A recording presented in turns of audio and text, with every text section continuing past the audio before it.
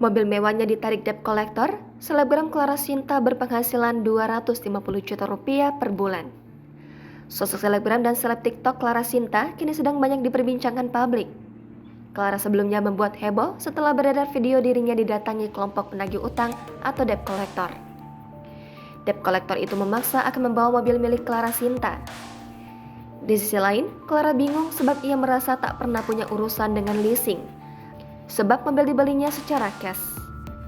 Namun baru diketahui ternyata mantan pasangannya diam-diam menggadaikan BPKB mobil milik Clara.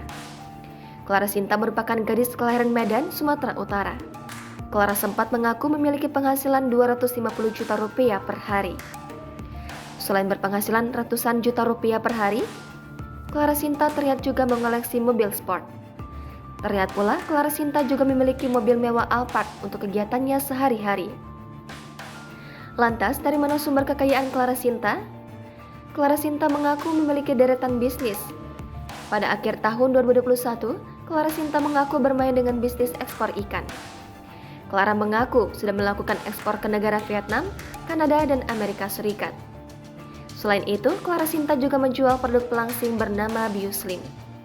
Dikutip dari tribunNewsWiki.com, Clara Sinta juga tercatat sebagai CEO PT Generasi Biru Nusantara dan PT Askara Chandana Mulia. Selain disibukkan sebagai seorang pebisnis, Clara juga aktif membuat konten menarik di akun media sosial miliknya. Clara Sinta merupakan public figure yang kerap memamerkan penghasilan yang fantastis. Jangan lupa subscribe, share, komen, dan like ya!